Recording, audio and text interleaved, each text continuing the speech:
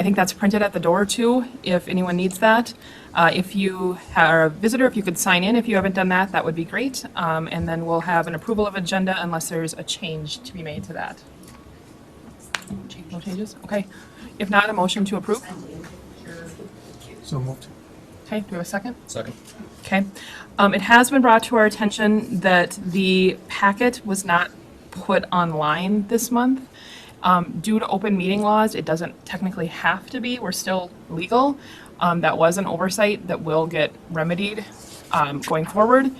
It is also, we're not going to take action on, the public hearing was properly noticed in the paper and everything, and everyone got public notice on that, so that we're fine on. And we're technically fine on everything, but the discussion items of the sign ordinance and the lot splits, we're gonna just do discussion tonight, if that's fine with the group, and not give any direction, or we're just gonna have discussion and come back to them next month. And then that way, there'll be no concerns about that posting, if that makes sense and is agreeable by the group. Is that fine with staff? Yeah, Okay. Is that fine with everybody here? Okay. If not, do we have a motion to, we have a motion. Do we need a vote now, or do we get a motion? We did. You did, so we need a vote. Yeah. Yep, that's what I thought. Do we have everyone in favor say aye? Aye. Anyone opposed? Okay. Then we'll go to, I would assume, Clara for a public hearing? Or minutes, sorry.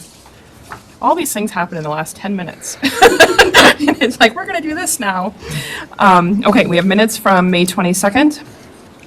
Do we have any comments on those? Offer motion to approve minutes. Okay. Second, okay. Any discussion? All those in favor say aye. Aye. Anyone opposed? Okay. And now we'll move on to Clara and the public hearing.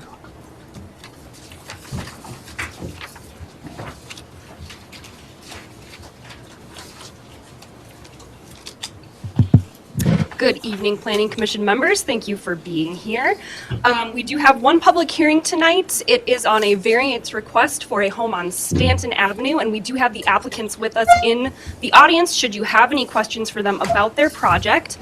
The inhabitants at 647 West Stanton Avenue currently have a shed in the back 1/3 of their lot. They are proposing to take that down and put up a garage.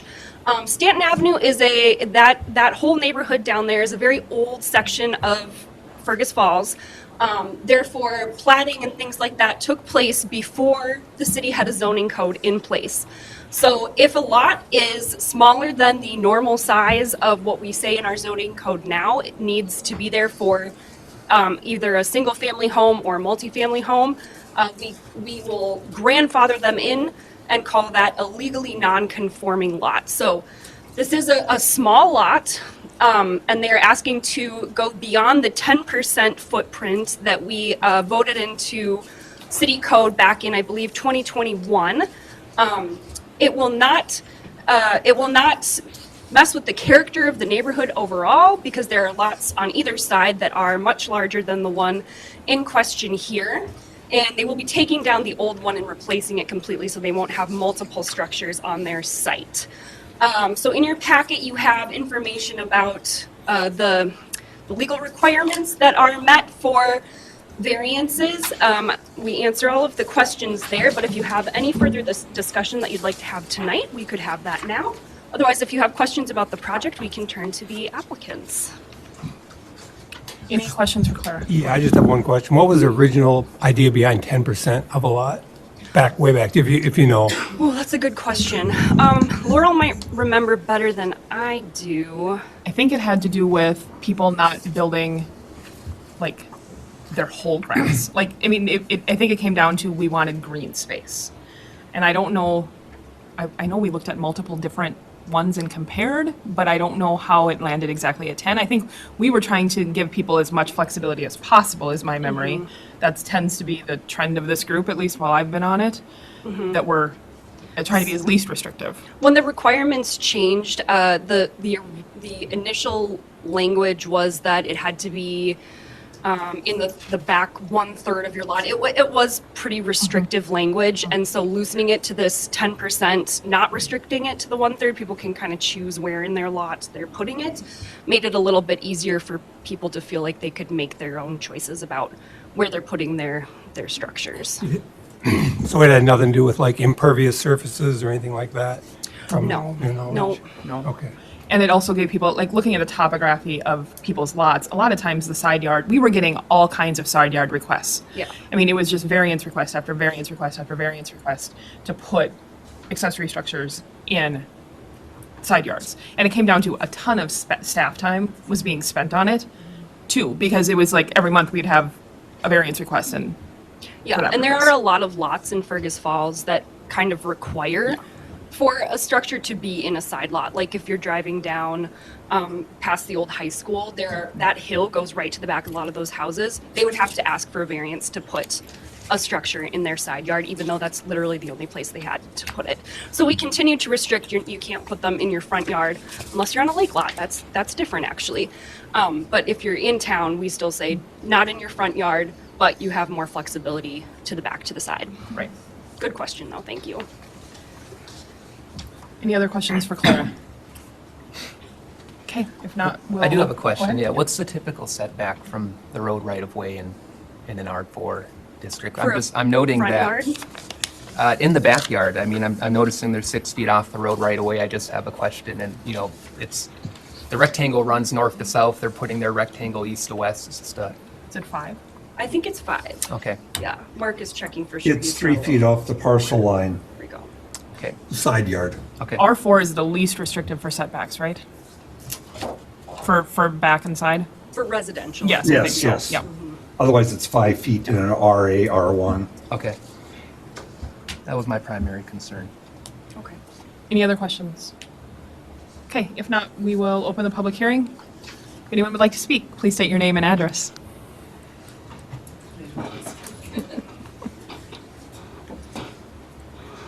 Hi, I'm Dana Hallen. My address is 505 West Summit. It's my daughter's property, or our property, and we just want to put a garage up. That's in the backyard. So, Any questions for the applicants?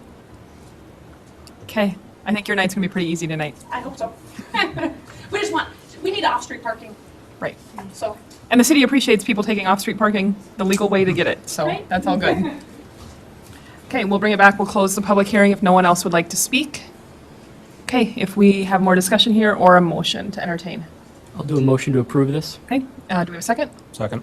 Okay, any other discussion? All those in favor, say aye. Aye. Anyone opposed? That passes. We are not the final yes or no. It goes to city council, and so the staff will be in contact with you, or you can follow that process. Thank you. Okay, we will move on to sign ordinance talk. Assume that's Clara, but I don't know for sure. Okay.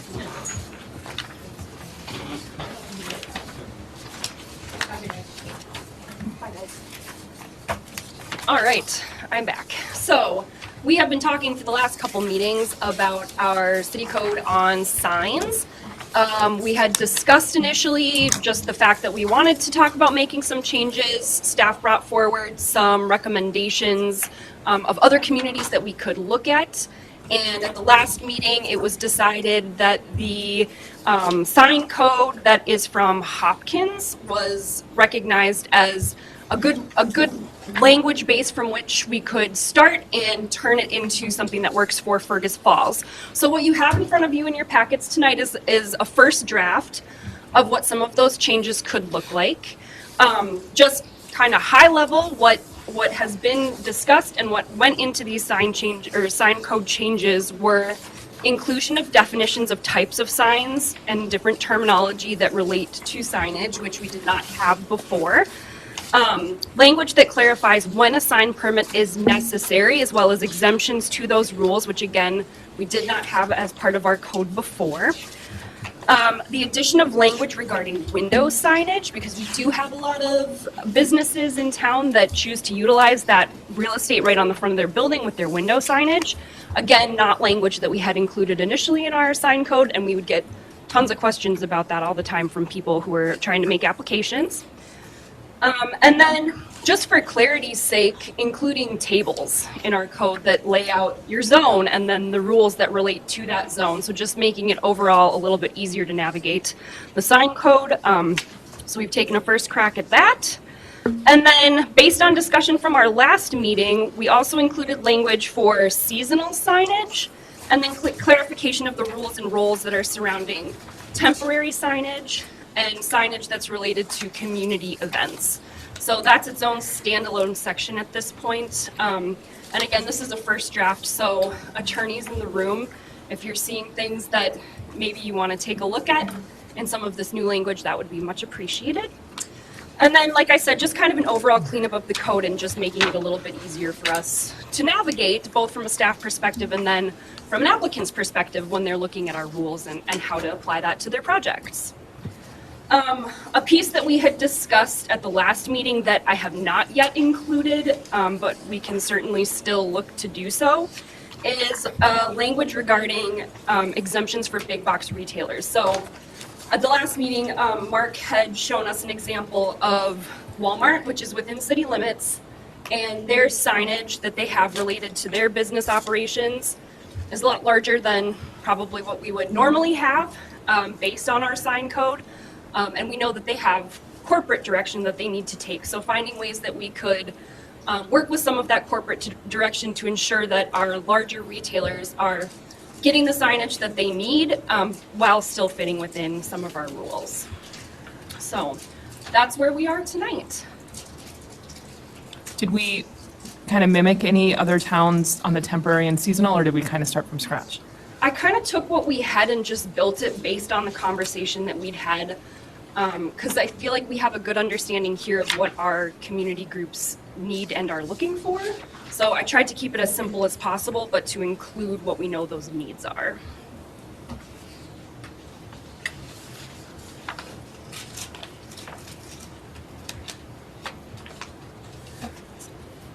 How are we? Oh, go ahead. Could you highlight the areas where there's some of the biggest changes? that you Yeah, saw? and Yeah, I'm wondering if we need to I- look at that, like with a list of where things are changing. Presentations folder.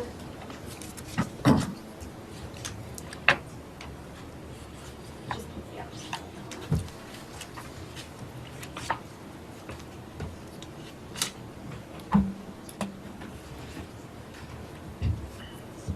I did like a redlined version that compares the documents. It's kind of messy to look at, but we can at least try to walk through it. Can we email that out to the group too? So Um, people can see that? Yes, it wouldn't come out as a PDF, just so you know, it would be a Word document, so I didn't Okay. send it out initially, but I can. Okay. Is there a way to- let's see. Turn on the mouse. Thank you.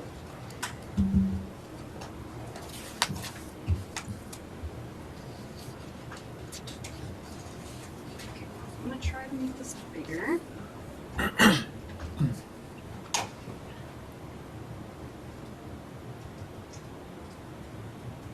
Would help if my keyboard was on. Oops. Jill, can you try to zoom in on it? Down in the corner. Well, let's see. Here, never mind. I'll just try to do it from this mouse. There we go. All right. So I removed some of the initial language that was, okay, so what you're seeing X'd out is from the Hopkins sign code, not our sign code. So I removed the preamble section because it's talking about why city council thinks a sign code is necessary. I don't know that we need to include that. And instead I continued to include our section just on generally what this is and saying, you know, after this code is in place, these are the rules moving forward. So that's what this section generally does. I did leave their findings, purpose, and effect because it helps applicants figure out why they're applying for a sign permit in the first place. It essentially comes down to, you know, safety and aesthetics. Though I did remove some of the language. Okay. Severability, this is, I'm leaving this because this is legalese that may be important. Here's the section on definitions. I did, the red here are inclusions of definitions that Hopkins did not have, but that appear in the sign code, and I figured if they don't have definitions of it, we should at least have it. So this is from a national group that regulates signs. The language is where I pulled that from, so just explains what a billboard is. And then they had in Hopkins a different definition of what we call electronic message centers. So like the electronic sign you see downtown above Park Region, that's an EMC. So I just kept that same language from our old code and pulled it into this new code and gave it a definition.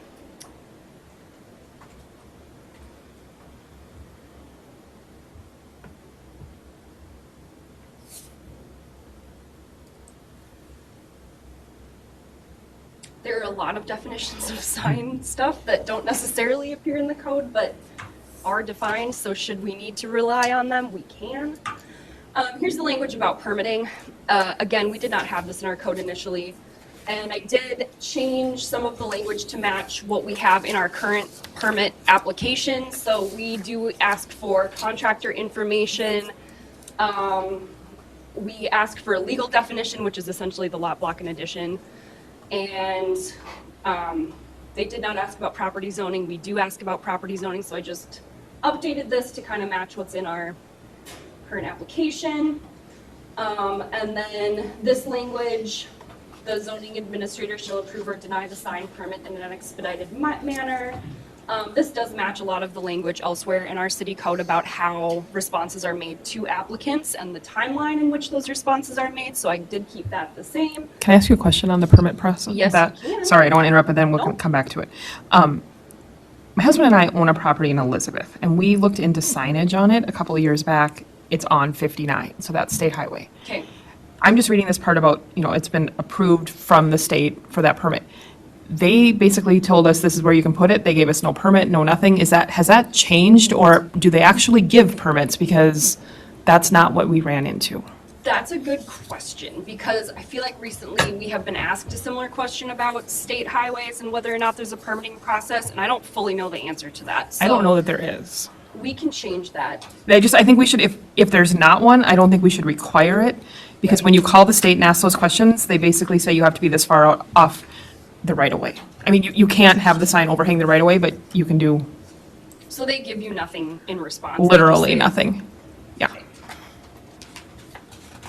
And so when I was kind of looking into this state statute, it did seem like there was some sort of legal requirement, but if they're not providing the. As long as it's not in the right of way. That's the trick. You know what I mean? They have to make sure that you can prove where their right of way ends on your property. That's where they were at with us. Okay, so maybe. But this is just personal experience. I'm hesitant to put it in there if they don't actually hand you a permit. So maybe I just add, if the proposed sign is along state trunk highway or interstate highway, and in the. Follow state The code. proposed sign is in state trunk highway or interstate highway right of way. Well, couldn't you just add on a comma at the end and say if required or something? Yeah, I mean, that or within statute Yes. or something.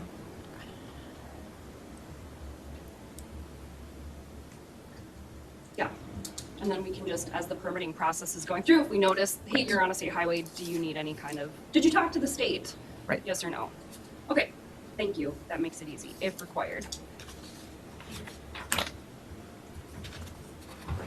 All right.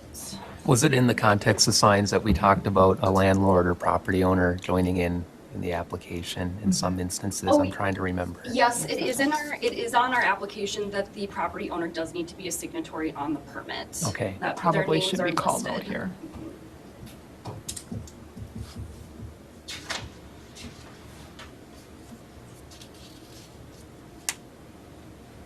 I don't know if you say majority property owner. I mean, how does that work legally? You've got 4 property owners and 1 signs off. We'll be looking at another draft of this, I'm sure, right? Oh, yeah. Okay. Go ahead and just provide some proposed language. Okay.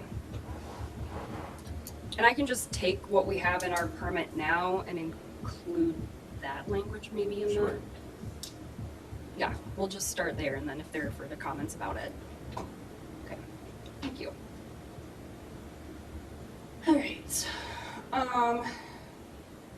Here's where we list the exemptions to the sign code, which again was not something that we had before. So this just makes it extra clear, when people are applying.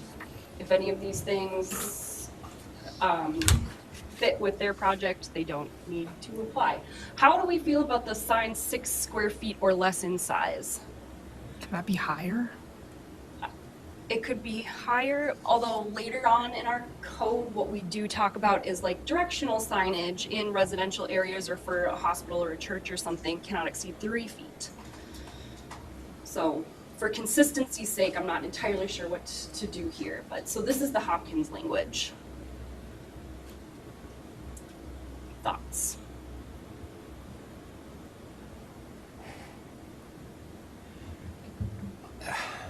I don't have strong feelings. I'm kind of wanting us to get to a place where, like, substantively, we can agree to the language and maybe the technical pieces about how, big we want the sign could come possibly in the next draft. Like, would it be Sure. possible for you to call those things out? Yes.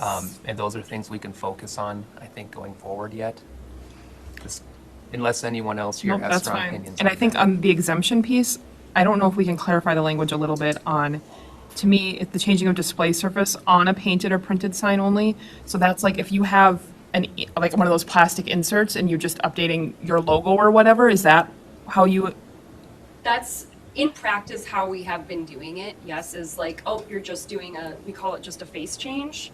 Then Okay. we're not requiring a permit unless they do not have one on the books initially, okay, which does occur sometimes. okay, okay. I just wanted to make sure I was understanding what that was. Yeah, so maybe we can clarify that further with that language there. Again, that's just the Okay. same Hopkins language.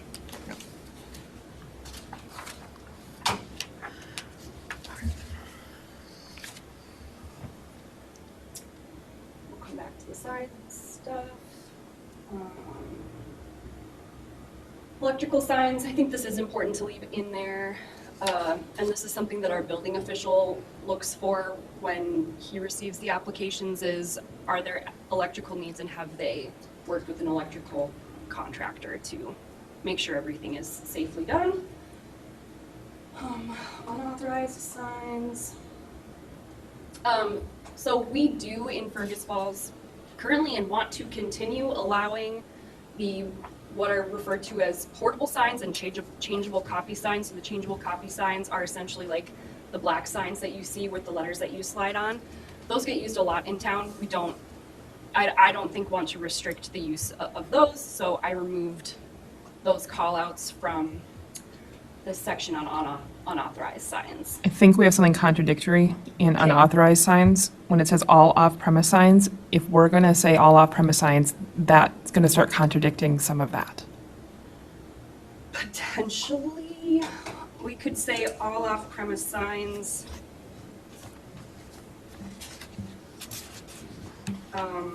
Excluding signs covered, The temporary sign area or yes, something? Yeah. under temporary signage. I just don't think we should say no to it and then, Which yeah, and the temporary signage section does clarify that if you're just a business who's like, hey, we're having a sale, we want to put this sign up, that does not count as a temporary sign. So it would restrict it to the use that I think we're all picturing, which is like nonprofit or community events. Our code does not currently call out setback information regarding signs, so I did remove this. And maybe that's something we can discuss if we need to, but I figured the fewer regulations to have to run through, the easier. This just explains to applicants how the area of the sign is defined. So we do get that question sometimes of like, do you count it in a box, or are you counting it like if it's just letters, how are you doing that? So this clarifies for them it's a certain space within which the area is considered. This explains canopies, marquees, and fixed awnings. This, I think, is probably helpful to leave should a new building be coming in that maybe is considering any of these things. And then here's just a little bit of guidance on window signage. I don't know that that matches what we talked about because it talks about limiting the surface area. And we talked about how some people have like their whole logo on their whole window. On the window signage, So it wasn't our conversation around, Nate, I think you're the one that brought it up. Yeah, I mean, I was a proponent of not limiting the size. Yeah. And quite honestly, not limiting it at all, but there was some discussion on affixing it to the inside surface. Right. Okay, so not limiting.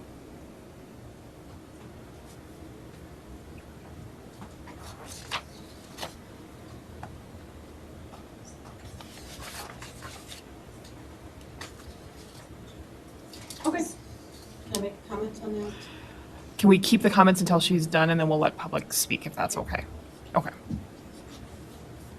All right, in certain zones and for certain signage, illumination is allowed. In most cases, there is language that is either restricting it from being near residential zones or saying if you are near a residential zone, you know, please don't shine the lights. So this just kind of encapsulates that. And then with the height section, and again, this goes back to kind of like the sizes and that discussion that I think we'll hold off on for tonight. But their height restrictions, I think, were a lot more restrictive than ours are currently. So I've amended the language and the best that I can to allow for heights beyond 35 feet.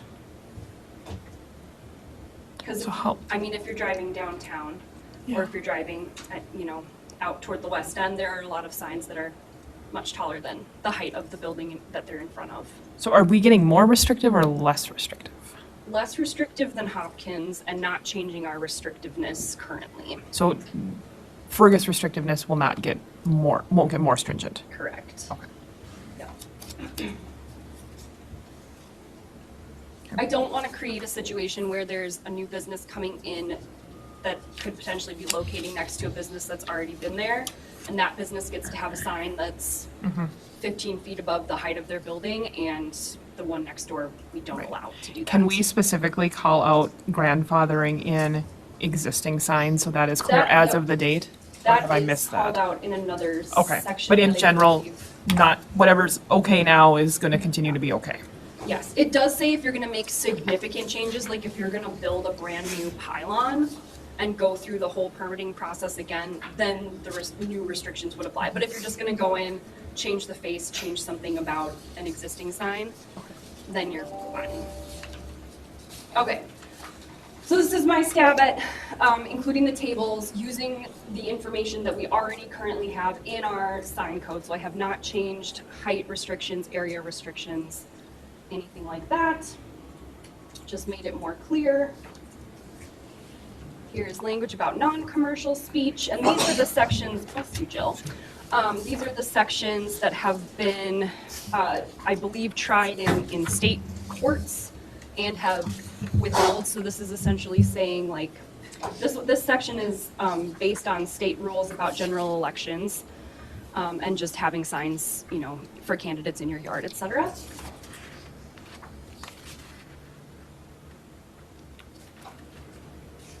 Now this is the section that I pulled from our original code, so I just replaced a section in the Hopkins code. So these are our general provisions.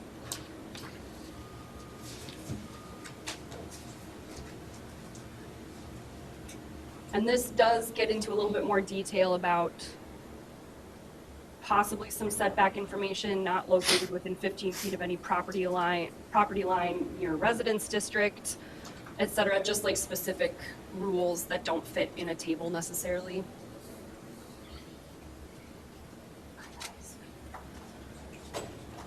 And then permitted signs by district. Again, we're diving into what we allow where. Hopkins does not talk a lot about the illumination of signs, so I did include our own section that talks about that, because we do have restrictions in both directions.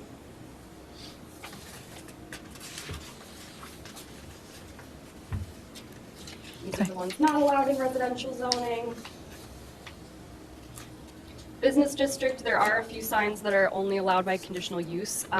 We don't get a lot of requests for this kind of signage, whatever rotational and flashing signs are, we just don't get those. But I left the language in just in case. But they would have to go through a CUP process in business zones.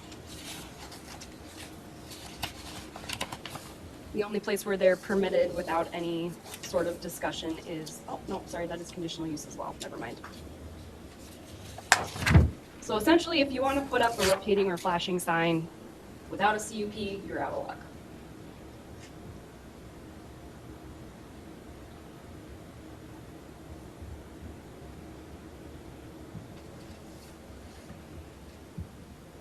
These are sections, I'm not really sure what's happening here.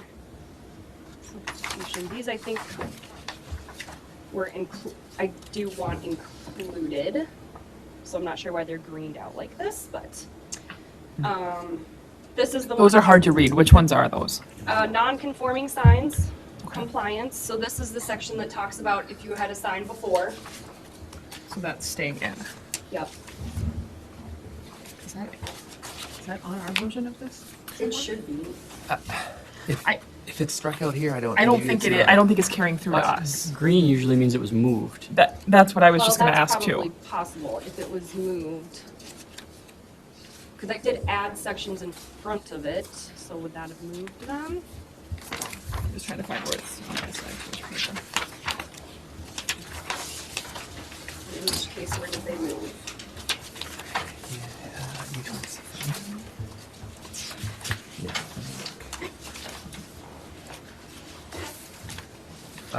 Yeah.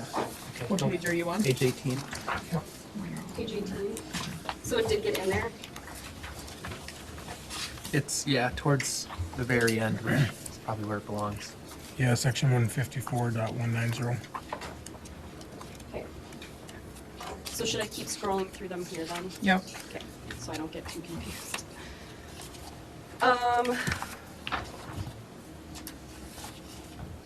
Substitution clause. This is more of the legalese that until the city attorney sees this, I think I will just leave alone. Dynamic signs is, again, what Hopkins calls our electronic message center. So I did update this section to be about electronic message centers. And I took our existing rules about that and simply plugged them in. I did take a couple of their pieces of language that I thought were good, including positioning so as to limit their impact on adjacent residential uses, and must be located on the site of the use identified or advertised by the sign. Otherwise, these are all of our same rules. I did replace our code initially had different language about how bright the signs can be. I replaced that with the Hopkins language because it seemed easier to understand and also to measure. In our old code, it was, I don't know who would even do the measuring of how bright it was. Their code included having something from the manufacturer of the sign that said it does not get brighter than X, or that you can set it to these certain parameters. So then we would put that onto the applicant to say, these are the restrictions that you need to use for your sign, and we have proof that your sign can do that. Does that make sense? Okay.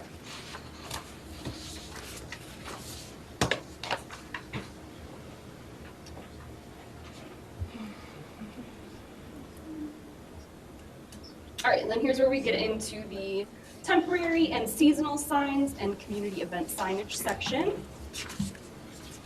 Again, a lot of this is our same language, but I have updated it to include language about seasonal signs and to kind of explain what we believe a seasonal sign to be. So how does it work? Like, it talks about having an annual sign permit. So anybody that's having like the church garage sale has to get a permit kind of thing? Yeah, I think right now the permit amount is set at $50. $50 Okay, for an annual temporary sign permit. okay, And I think it can be used up to 7 times in a year. okay. How are we gonna communicate that to people? The Because, amount of it? well, the fact that they need to get one, because people have just been doing it. Well, if they're putting it in like Triangle Park or Van Dyke Park, Yep, then they get one. Then they have to get it for sure. If it's an event To me, if it's on private property, do they really have to get a permit for it? No, so like we allow in our residential zones, if you're a realtor, for instance, like you can put up a realty sign saying this house is for sale or this building is for rent or whatever. That does not require. So I'm just like saying, if like someone puts a sign in the yard that's like Vacation Bible School at OLV, or you know what I mean? Like, Right. are we really gonna have them If coming it's a and little permitting yard that? sign thing, no. I think we need to clarify that. Because the way it reads, it makes a person think all of that needs to be permitted.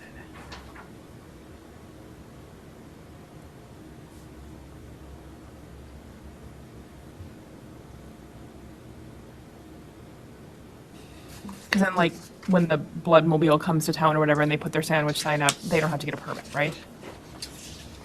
Well, it depends on where they're putting According, it. okay, but I'm just thinking like stuff like that. I mean, we're gonna end up with a lot of permits coming through. Yeah, and city council can also look at the fee amount, so that should be looked at annually and is included in the fee. And maybe there's a schedule. nonprofit fee that we could I suggest. think we could certainly suggest looking at that.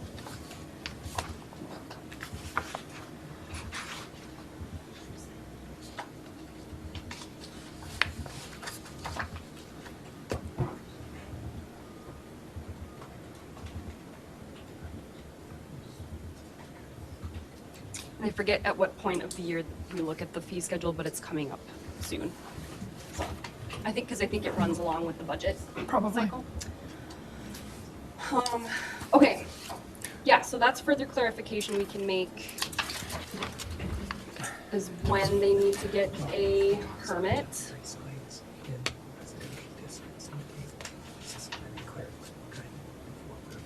Yeah, how would you ask her? Yeah. Okay. So, I mean, if you look at the table that you put together, and thank you, by the way, 154.187, it talks about the type of temporary signs you can have in a residential district. And I wonder if that's not just the better place to start, That's a really good idea. you know, defining what kind of temporary signs in those districts. So maybe include, okay, so is this group okay with allowing year-round just the placement of small yard signs on personal property to advertise for nonprofit events or community events? Yeah, and I'm personally fine with banners too. Like, you know, where they have put 3 yard stakes in and there's a banner that's, I don't know, 4 feet by 10 feet or, you know, I mean, I think that's okay too. In my mind, it's temporary. Are others feeling like that's okay? And do we ensure that they are tied to, like, with our temporary sign language, they can't be up for longer than, you know, it can't be up for longer than 3 days after the event. Oh, yeah, I think that's fine. Yeah.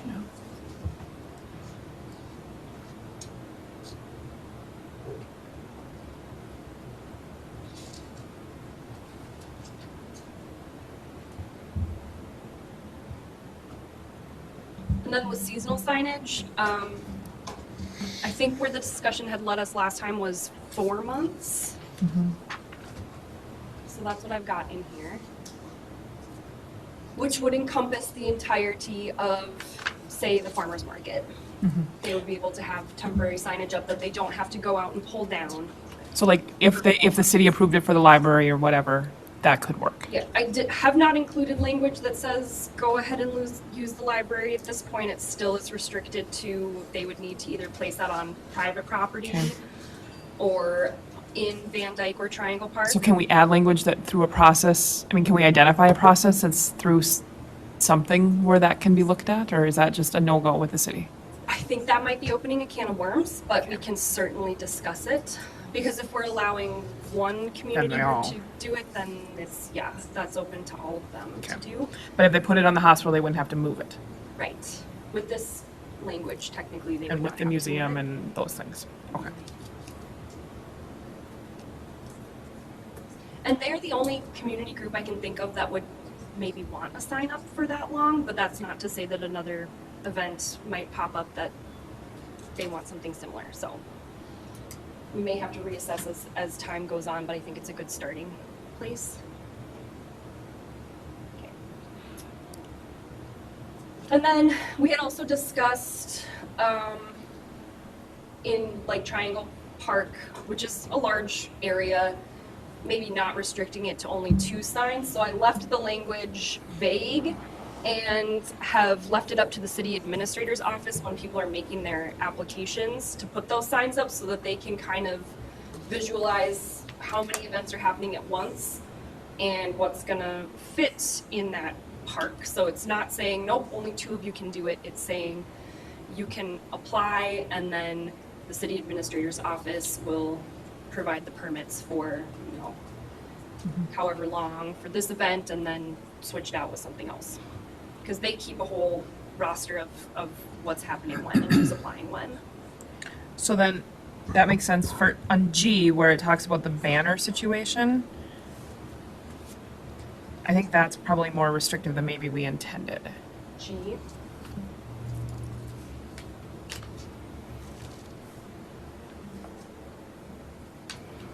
I mean, the city has to grant permission, but there's no permit required. I mean, like, that seems kind of like, if there's no permit Yeah. required, why are we granting permission? And this is, I mean, again, this is our current language, so we do, if somebody is putting up a banner, we do generally ask, they let us know that they're doing it, and then it is only supposed to be up for 2 weeks. I mean, what if we just change that to starting with the sentence, banners are allowed to be installed on a property for a maximum of 2 weeks? Just to be the notice, but there's no permit needed, seems like, then I why would- are we calling? I would maybe go a different direction. Okay. Maybe we should do a permit for it. I'm just thinking of, like, okay, so let's take late till 8, for example. Yep. There was a point where, and this was city staff who did this, strung a banner across Lincoln Avenue. There was a windstorm, the banner broke free and could have hurt somebody or property. So like, I don't know that we want to just let people put up a banner. I think we want to make sure that it's done safely and adhered correctly. And the best way to do that might be a permit process. How do people feel? I mean, do you really want to be having a permit process for anyone that wants to put a 8-foot by 4-foot banner in their yard? In their yards, maybe not. If it's I mean, I'm just like, I'm just saying, like, realistically, if do it's a you want business that where headache? People are walking in and out underneath the banner, maybe. Right. I mean, maybe it's a permit process in business districts Yeah. and it's a 2-week thing in residential. And there might be reasons in business districts like that late till 8, the 2-week thing wouldn't apply. You know, like that should be up all Right. summer then. That could be a seasonal sign. Right. I'm just also thinking staff time. Like, we're gonna end up with so many permits and so many things that are just gonna be time sucks. Yeah, that's true. And we do, I mean, some of this is handled by the city administrator's office with these like temporary signs and the nonprofit signs, but then the rest of the signage is elsewhere. We have to get the city building inspector involved. It can be time consuming. But yeah, I think permit process for business zones makes sense, residential, 2 weeks. Okay.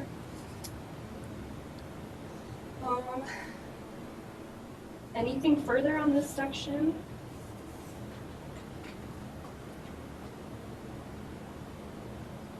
Does it still say somewhere real estate signs are okay? Yeah, I think it should be up in the section on what's allowed in residential. Okay. Here's the non-conforming language. This is where it got moved to. Okay, my only question on this would be number 2. If we have a building that's for sale or, you know, actively being marketed, to me, if it's not being used for a year, if it's still being actively marketed, I don't know at that point that we should force it to change. If the use of the non-conforming sign or structure is discontinued.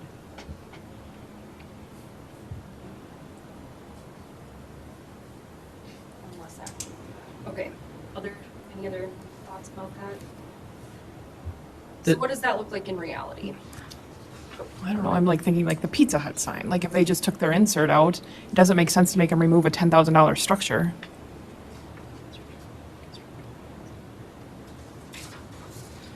Yep, probably right. To me, if the building is being actively marketed for future use, So let's take out, let's say, shall not be reconstructed except in conformity, and take out the or used, and give them the option to continue Yeah, using so it. I think the intent is where it falls into disrepair or Yes. something, and you're not, so I think if you remove or used, then I think that fixes it. Okay, so, The ones I think that we've seen is the ones where you have the structure, the sign is blown out and completely unused. Those are the ones I think that are in disrepair. Right. And is that considered disrepair then, when it's just sitting there hollow with there's no business? Well, we've seen businesses that are still functional. That's the one, right. Yeah. And I can't even think which one it is, but There's one out there, but I can't think of it either. yep. And I've driven by it 100 times, but yeah. Yep, but I couldn't tell you the business. I don't want to get into the point where we're ripping out perfectly good infrastructure right. Agreed. for no Like a big purpose. pylon. Right. Nope, that makes sense. Okay. I guess my other concern in regards to that goes back to the language, and I circled it somewhere, in 154, 186, general provisions, in J, signs that may or hereafter become rotted, unsafe, or unsightly. I think unsightly is a hard word to enforce. Okay. To me, rotted or unsafe would be one thing, but unsightly, that's kind of like the bearer, like, that's not a really good legal word in my mind, but I'm not the attorney. But like, what is unsightly? Because what's unsightly to me might not be unsightly. Right. Maybe we just take that word out and just leave it at rotted or unsafe. Yeah, because if it's a safety hazard, then it goes. But to me, unsightly, I think that could be argued. I can look at that. Which Yeah, section? Can you say that maybe, again? Which section? It's 154, 186J. Go ahead. yeah, I guess I wouldn't concede that point, that unsightly, that there's not like an objective way to look at that. Okay. I think we all kind of would be on the same page on that. I just think that the Um, definition. Yeah. Yeah. We're all thinking the same thing, but how do you Right. put it in words? Yeah, I don't want unsightly signs either. I just don't know how to objectify it. But I think if there was a true dispute about that, or if it was like some business that had an old-fashioned looking sign and that was part of the business, if you escalate that beyond whoever made the original decision and it gets figured out. The contrary point would be that we're letting, sort of the disrepair stuff slip through that Right, and we don't that want looks that. like blight. you know? Right, right. Okay. So some happy middle ground there. That gets across, we don't want the ugly, but yet, Put distasteful. That seems so much better. yeah. Okay. We will look at that. I think we're reaching the end. Unkempt. When the building loses its non-conforming status, all signs devoted to the structure shall be removed. What makes a building lose a that confused me. In 6, under non-conforming. That's a good question. I don't know if our code elsewhere explains what that would mean. The best I could think is if there's, say, a building that was built in 1961 and somebody comes in and buys it and is going to do a major overhaul on it, at a certain point, new building codes are going to come into play. And I think that is the point where we would say, okay, you're no longer legally non-conforming if you're making changes to this property. To the extent that you are, you now need to fit within our zoning code as well. But I don't know that we have an exact description. I don't know that I even personally need that one in there, but that's just me. Okay, Because I don't know if it really matches anything else. I think that's maybe Hopkins language. we can take that out.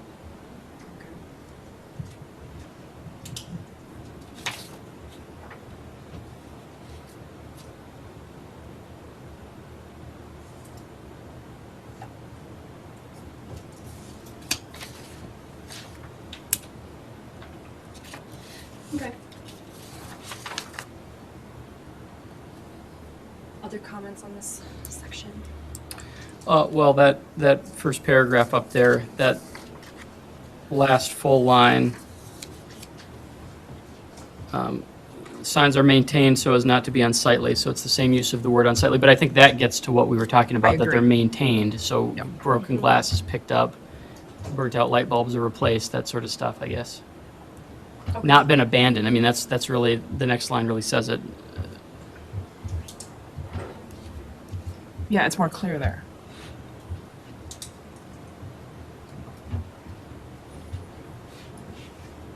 And I think actively calling out, maybe adding to that sentence,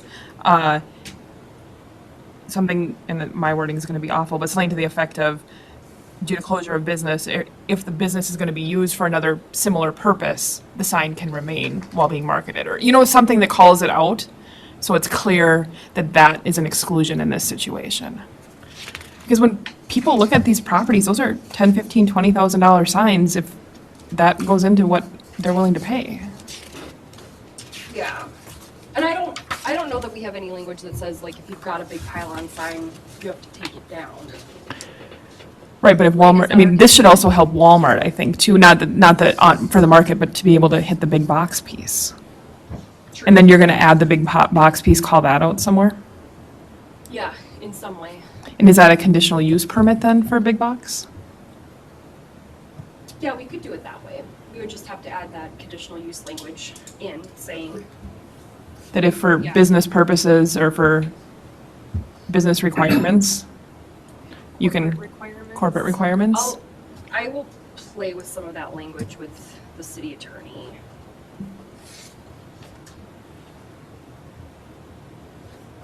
I mean, granted, Joe Blow could go write corporation documents pretty quickly and think they're required.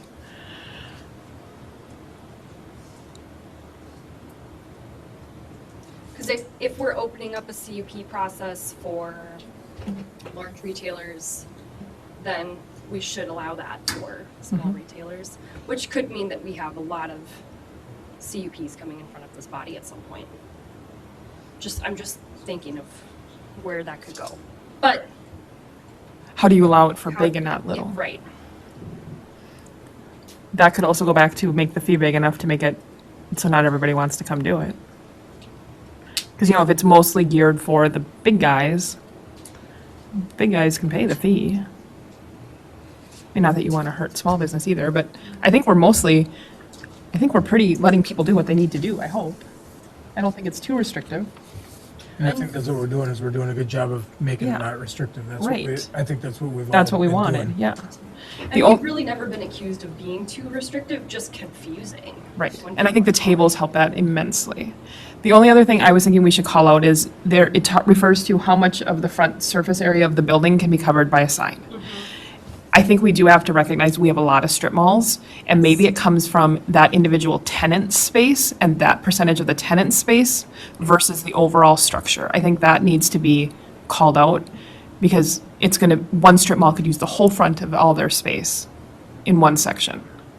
Yep, and we have, that exact question has been asked of a strip mall, it says 20%. Does that just mean if I get my application in first, that somebody else can't do a sign? And- But I think it needs to be of your tenant space, of your front tenant space or your exposed space.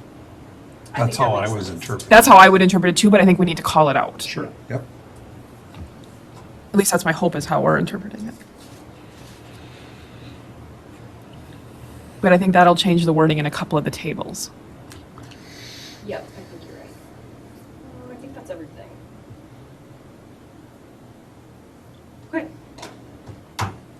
So What's next our first steps draft? is can we get something prior to like packet day on this? Like even like beginning of that week, just on this piece? So we have more time and we can hopefully move it forward?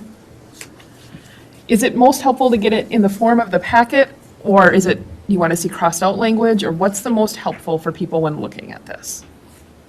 What she just showed us. Like, red lines are helpful. I can drop comments in. Yeah. Yep. Okay. And I guess so then this will get posted in next month's packet, so if there's public comment, they can read what we're seeing. Okay. Is there anything in here which I easily could have missed it, but people who hold signs? I don't know that there's anything in there about that. Because you see them on like in Union intersects. Do we need to? I don't want to make a big deal out of it, but Like panhandling signs or like businesses that have like the space? The businesses that, yeah, Liberty tax. uh-huh. yeah, right. That's not crazy to talk about. How do we feel about that?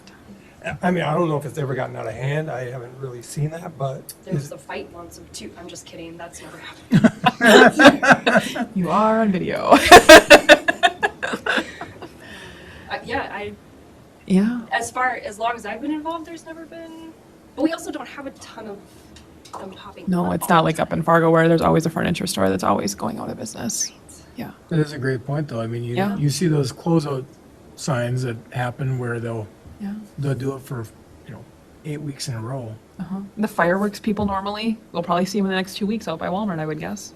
They normally have people standing out there. I don't think it's Commercial, I mean, that's what we're talking Yeah. about, so that should probably be addressed. A sign's a sign, Yeah. I think. So what we do say in our code is that you can't advertise for your business off of the site of your business. Is that what they're doing? I mean. if Well, to me, they're- yeah, and they're on public property doing it. So we don't want them. Well, we not? we want them permitted. Right. Okay. Can we look into how some other towns have handled this? I mean, not that we have to I'm not for cookie cutter stuff, but I mean, can we just see if anyone's actually come down on this? I will try to figure out. Or if League of Cities has any wordage that maybe League of Cities do any of this kind of stuff? They don't. Okay. Not, I mean, about a lot of this. They are the ones who suggested the Hopkins one as something Okay. to use because they don't have language. So do we see, we want to allow it, we want to allow it with a permit, we want some, what are the parameters? well, I Poor see Claire is safety- starting at nothing here. Yeah, I see safety as sometimes a concern. Yeah, like when they've a couple times been down at Union and Lincoln, it's hard to see, I mean, when they're right there, there's a lot going on at that intersection. When you have young drivers that Yeah. are, well, young and old, doesn't matter what the driver is You have like. drivers. Drivers, yep.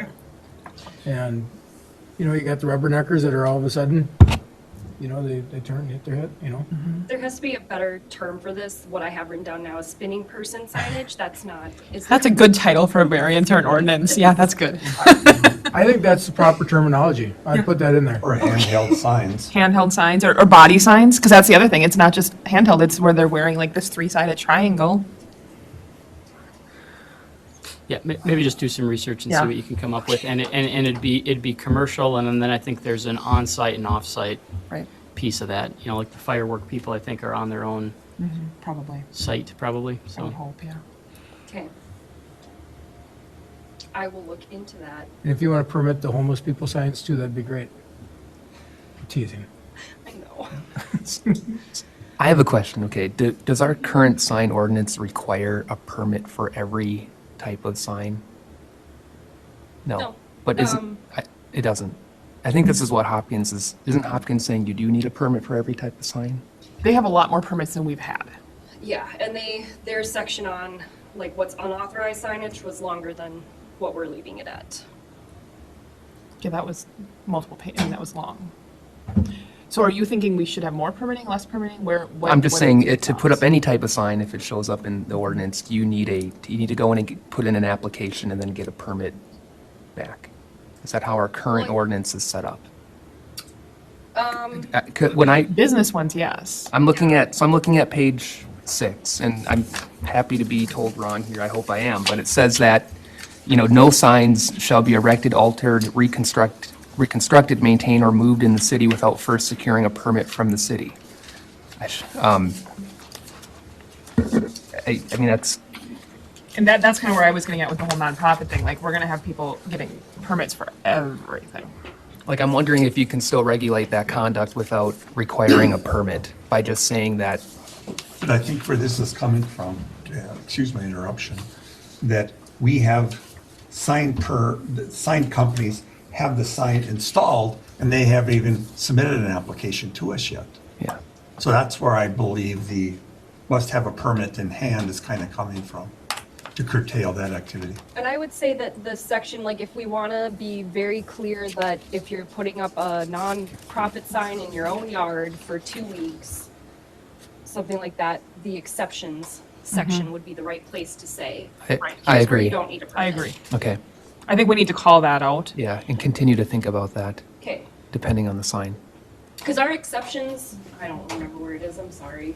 The exceptions section is really short right now. It's like Yeah, and I think we could expand that exception section a little bit and then point people towards that when they're asking on nonprofit stuff. Exemptions, I'm sorry, the Yeah, language it's is the same thing, exemptions. Yeah. Well, and maybe that's what Hopkins is trying to do here when it says signs 6 square feet or less in size. That's why I was wondering about the size being a little Yeah. bigger. I know you were going the other way in your head, but that's the direction, when I asked that, I was going.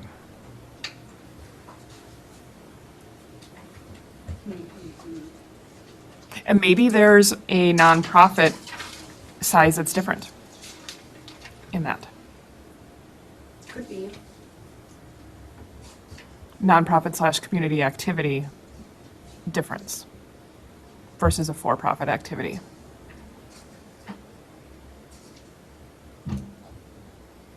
Okay, so now, this is gonna sound awful, but I know the Journal's gonna pick up on any talk of signs, and it'll be, which is fine. But what are we doing about garage sale signs? Because that's the whole, I mean, that has been 10 years of talk in this town. You may put a garage sale sign on private property. Do Okay. not put it in the right of way.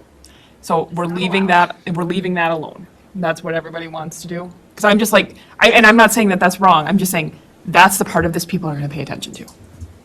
Yeah, and we don't really even discuss garage sale signs. No. Well, residential, it would be like a sale sign, essentially, is how I think we would cover it. But again, it's not supposed to be in the right of way.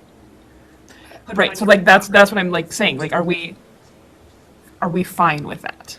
I feel like it's a win if people know what they should be doing with respect to garage sale signs and they're doing it and it just makes sense from, you know, how it Because they're looks still and- doing it on the darn boulevards. Yeah, I think it gets too, So based on that, the city council, basically, you're right, it's a hot. Yeah, it is, and I just know Comment, we're it's a talking about comment. signs, yeah. Obviously Anthony Hicks, city council. Obviously the garage sign, or the garage sale, rubbish sale signs kind of came in because they were everywhere. They grew. You know, and so basically then the city, we obviously had an ordinance about signs, and then obviously personally it's like, if we have an ordinance, and then, you know, and it says you shouldn't put a sign in the city right away, then it's like city staff need to go and pick it up. And then, you know, and so that's what we were doing. And then literally we were collecting more signs than, you know, you could obviously cope with. And so basically they pretty much kind of agreed, I don't think it's written, that it was more of a kind of obviously a gentle person's agreement that as long as they were removed after the weekend, you know, if you take the corner of Lincoln and Broadway, you know, there's a plethora of kind of signs accumulate there. As long as they get removed kind of like by Monday morning, the city wasn't going to spend time and money going and picking them up. See, to me, thank you for that. To me, let's just call it out then that that's our policy. Yeah, and that would be, they could be within that, but the challenge, of course, is the reason that we don't want them in there is because of vision. Right, You know, it's obviously, right if away. you get a collective amount of signs on a busy corner, then obviously, you know, you're obliterating the vision of the drivers. It's not good in my mind to pick and choose what parts of stuff Yeah. you're enforcing. Right. And so if we're gonna be not enforcing it, which if that's where city council's at, so be it. Yeah. Maybe, I mean, I think that's town friendly, but then do we call it out as residential sales can have signs of up to, 2x3, whatever the standard size is, it must be removed by the end of by Monday at noon, Yeah. and just call it out. I mean, I'm just, like, if that's what council's doing, to Clarifying me, it So that, yeah. I'm just saying, it doesn't make sense to not address it, because I know it's the only part anyone's gonna wanna talk about this whole thing. so that's not codified anywhere, that, Don't how they're think, supposed, I don't know whether it is. okay. Can we look into that? If it is written, I don't think it's probably ever in been the minutes changed. somewhere, but it's not, I don't know whether it was, When was it? oh, probably before your time. That's back when Mark Sievert was here. Okay, Yeah. that's why I don't know Yeah. about it. I just, to me, it's just, there have been so many newspaper articles and comments, I mean, garage sale signs are just like I mean, a if thing you in want this to get the town. wrath of a certain group of kind of leaders, then start talking about yard signs and remove it out of them, you know, garage signs. we had a group of them. I mean, there was a force of nature came into the council meeting. To say that they want garage sale signs? Oh, Yeah. You were Yeah, taking. it was a huge thing. it was You were worse probably in than- college. And I know people who would fight Yeah, to say no garage sale signs. They don't want them anywhere near their property. Yeah. They think they're terrible. It's a birthright to have rummage sale signs. When we were doing it, we had a plethora of signs Oh, yeah. down in the lower garage. I see it as economic development and people coming in, and the Yeah. older people, they don't use their phone, and so they want to see the neon green sign that says, you know. Yeah. 424. So I'm not taking a position on it. I'm just saying if they're not removing them, let's write down what the policy is and then enforce that policy. Yeah. And With- that's- and without that's the permit. thing- Right, without a permit. That's the thing with like even these temporary signs saying 2 weeks. It's like, if you're gonna say 2 weeks, then how are we gonna enforce it? Right. Yeah, and that's where, you know, you can consume a lot of staff time in basically picking up signs. Well, I think the reality is the only way it's gonna get enforced, like a lot of our ordinances, is if someone complains. Yeah. It's a neighbor saying. I mean, that's the bottom line. It's- This yeah. event is done, why isn't this Right. town? Yep. Yeah, and that's what I would say, like, it says signs 6 square feet, that's 3 by 2. It's not big. I mean, if my neighbor has a sign that's like 8 by 4 in their yard, I mean, no, I would care. You actually. would care? Okay. Yeah, I would care. I wouldn't want an 8 by Okay. 4 sign in my neighbor's yard. 3 by 2, real estate sign is generally 2 wide, 3 high. I would think I mean, something I like think that, yeah. that's kind of, you know, but you get bigger than that, that's a big sign. But I think the option or the ability to enforce needs to be there. I do, I agree. Yeah. But I think it's how you enforce it. Right. That's I just, if they're not removing the garage sale signs, to me, we have to write what the policy actually is. I think the longest garage sales that you typically see are Thursday through Saturday, And maybe even a Sunday. depending if you get rained out on Saturday, probably. So I'd say 4 days max, must be cleared by Sunday, 5 o'clock. If not, impose a fine. I don't know. And I think it has to be for, I mean, either nonprofit or residential purposes. You know what I mean? Like, you can't all of a sudden have a garage sale at Slumberland. Right. Yeah, Agreed. so do we need to just, so first of all, I don't know the answer to this. Is there an ordinance somewhere that regulates garage sales? Because it seems like okay, so it seems like this is like Oh, 3 a year, I think, or something like that. 3 within a It's only 12-month so many period. a year. 3 within a 12-month period, I it's think. like, yeah. Where is it? Well, I know a couple houses that ruin that one. Like, what's Yeah, that? I think it's 3 within a 12-month period. It's- Oh, there's some houses that have it. 3 a year. But I don't think we're enforcing that either. Yeah. No. No. But it's like, you're right, it's 3 a year. Oh. That was good. We're gonna, okay, I think I'm getting questions about how long lot splits is gonna take. Can we bounce that to next month? Yeah. that's Okay. fine. Mark, are you okay? That's fine, or if Are you anybody okay? has questions, you Okay. feel free to give me a call Okay. during the day, Okay. and I'll try to answer it that Chapter way. 118. Garage and garage sales. So I think what we'll do with lot splits for Jill for the next month, we'll do discussion on it. We won't take action on it, but we'll review it all next month. And then that way, then everybody can understand what we're reading and come back then in August probably. Does that make sense to everybody? I kind of feel like we have to get these signs nailed down and not have 2 huge things going at one time. That's the feeling I'm getting in the room. I was thinking of like nailing up a sign. We should nail it Huh? down too. Oh, yeah, while she's looking for that, Lori, we're gonna let public, if anyone in the room would like to speak, Lori, if you'd like to speak. Just state your name and address. Yeah, Lori Mullen, 2840 Lakewood Drive, and I lost track of what item it was that I was Sorry. in this packet, but it had to do with, I guess what my reference point is the downtown. I'm on the downtown council, and we're talking about how we bring businesses to the downtown, fill these storefronts, and make the downtown inviting. Some of these storefronts do not look inviting. When you have the entire window done up in a window cling, and they're done from the inside. We've seen shower curtains taped to the inside of windows. We've got curtains that are pulled. So are you It recommending is- interior signage or window signage be professional window signage? Or window No, coverings, no, or what are you but saying? it said Just can't that, be you know, unsightly. initially it said 1/3 of Mm-hmm. the window. Okay, so downtown Minneapolis is redoing, they've hired consultants to look at all the storefronts and make that more inviting. I guarantee you, they don't have window clings Mm-hmm. taking up an entire window. I guarantee you that. Where we're gonna have issues is we have businesses that are already doing it. Well, and that's fine, that's fine, let them be grandfathered in, but as we're bringing in new storefronts, new businesses, let's be looking at something that's got some design standards to it. Because if we've got things where we've got blue insulated foam in the windows, we've got shower curtains, okay, if they're grandfathered in, that's fine. So are But they anything to do- signs or are they just window coverings? Window coverings. Okay. Or signs, there's Right. signs too. So I think what we're dealing with is probably just the sign part right now Well, and there's signs too that are. that are not good. Yeah, I mean, then they might as well just block up their entire storefront, because it doesn't look inviting.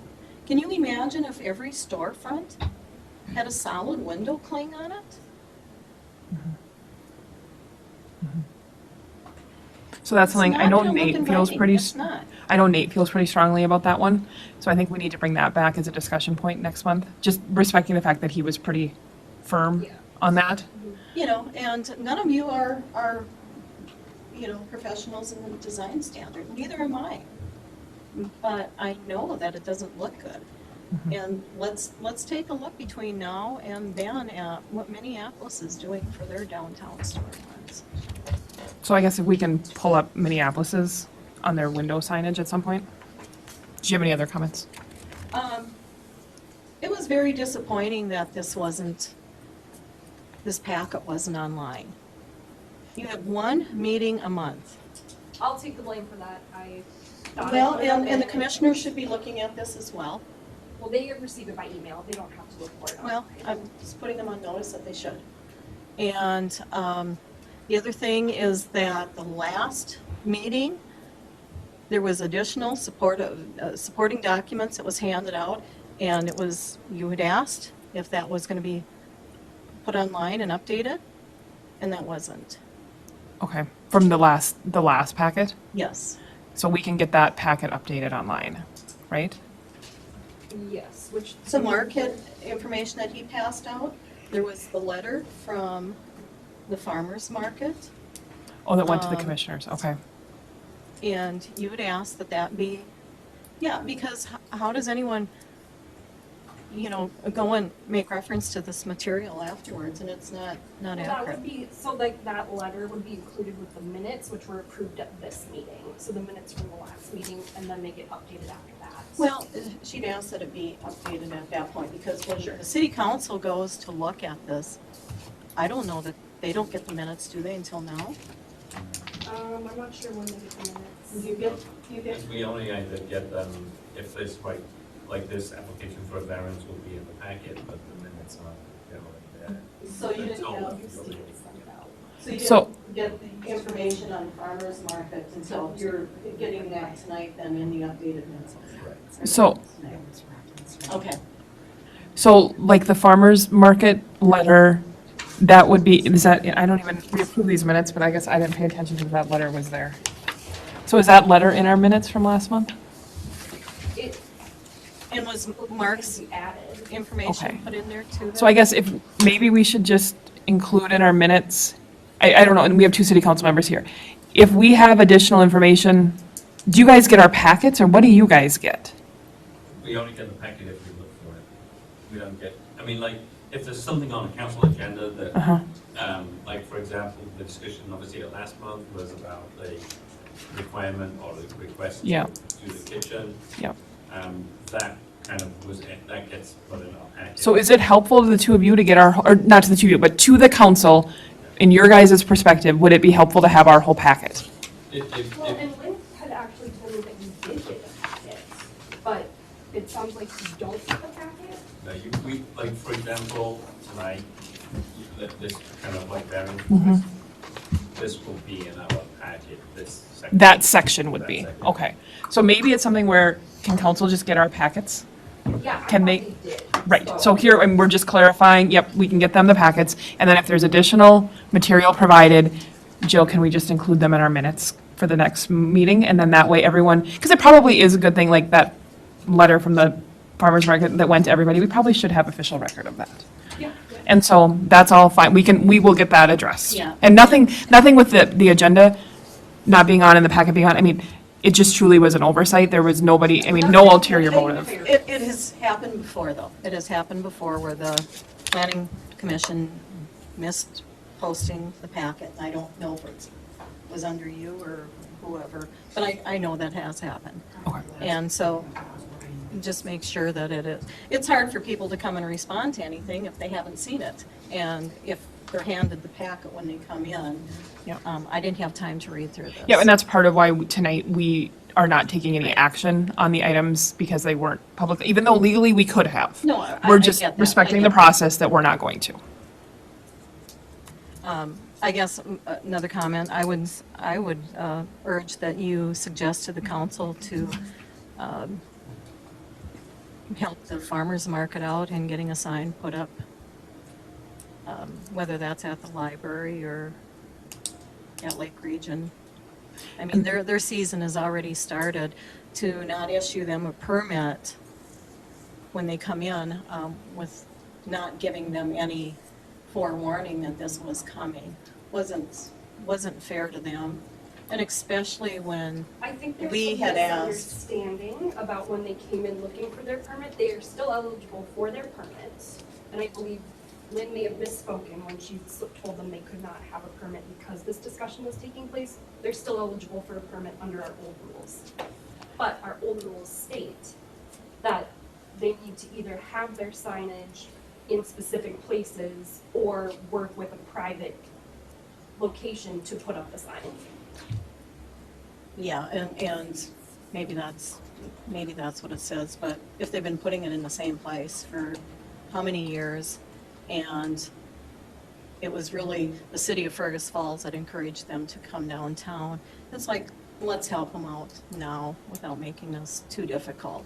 Well, and I think And- if they're still wanting a different solution, I think they've got to talk to their council members. That would be, you know, I mean, like, our hands are somewhat tied. You know what I mean? Like, unfortunately, instead of, we don't direct the city council directs us in some ways, just like the But you make hierarchy. recommendations. Right, and so I mean, And same with, at Triangle Park and the black signs and, Mm-hmm. Right.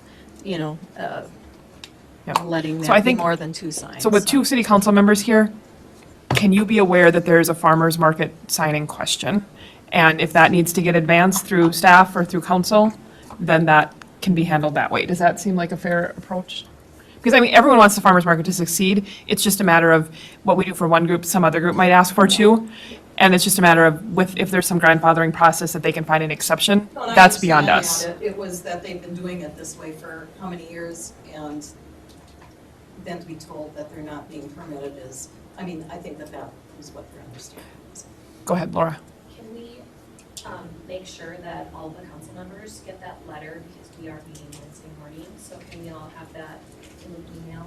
Yeah. Thank you. Okay.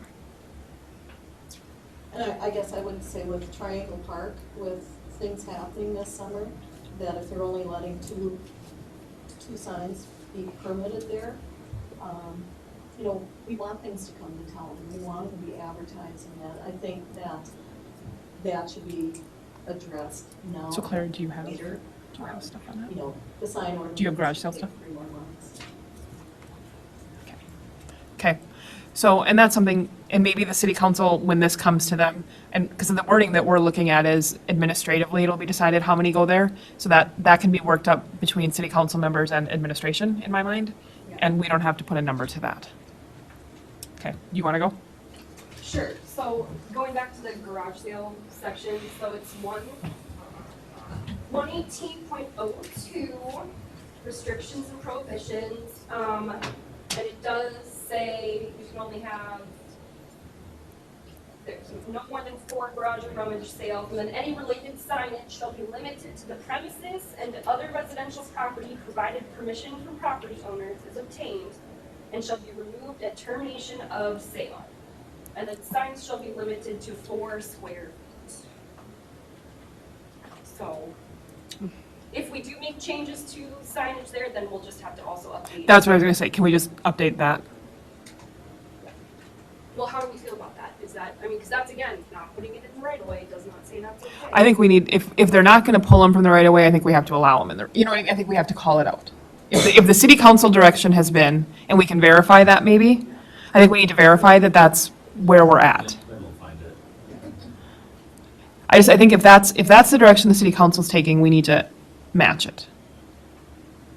Is my personal, do others feel differently? No? No, It we was a should. bit like election signs. Mm-hmm. It's for a period of time. And it's how much staff time do you want to spend going and pulling, a small sign that's kind of. Well, I mean, this is crazy, but if you don't have it gone by Monday and it gets pulled, then you get $10 fine added to your utility bill. They have your address. I mean, there's a way to be creative about it. If you're not gonna follow the rules, then you've got $10 added to your water bill. And that road fund. Sure, right. But I'm just saying, I mean, I think there's a way to do things where if people aren't following the rules, there's some enforcement. You won't get any argument from me. I want to adopt the bottle. Adopt a pothole. Okay. Okay, so are we all signed out? Are we feeling, where are we feeling on this? Okay, I think just maybe toy with the exemptions. Yeah. That's where we can get into non-commercial signs, and that's, or signs authorized, garage sale signs authorized by whatever ordinance or, whatever, I hate looking to different things, but I think we just probably need more exemptions to deal with this stuff.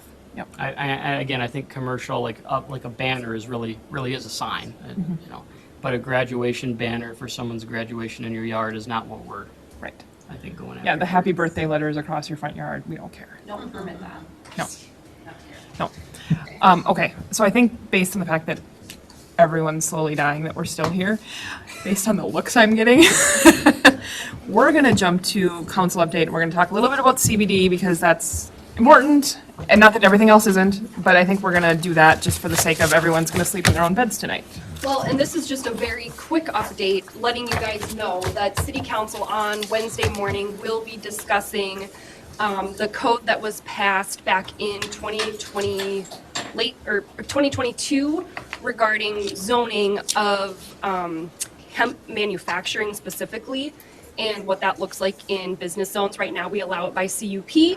They'd like to look at that again and potentially make some changes. And since we do have 2 council members, if you want to talk about it at all, you're welcome to. Otherwise, we'll just update at the next meeting how that conversation So are goes. we in a moratorium at this point? Or no? Not at this point. That is also being discussed based on the changes to legalization. So that's, that'll be a separate issue that this group is also probably going to need to start looking at. That's why at the last meeting, we discussed doing a subcommittee to meet. I think we should still do that to start talking about the zoning, because that's one of the ways that a city can regulate with the new changes that are coming. If they're talking about the manufacturing on Wednesday morning, can we get some direction for where the appetite of the council is so that subcommittee is not wasting time where we end up then coming up with something that is nowhere near the appetite of that group? Would you feel comfortable doing that before the discussion, or? I think I kind of read a lot of it. In my drawer, there's like HF 100, and then there's also a one sheet on CBD. Like this one. There's more in there.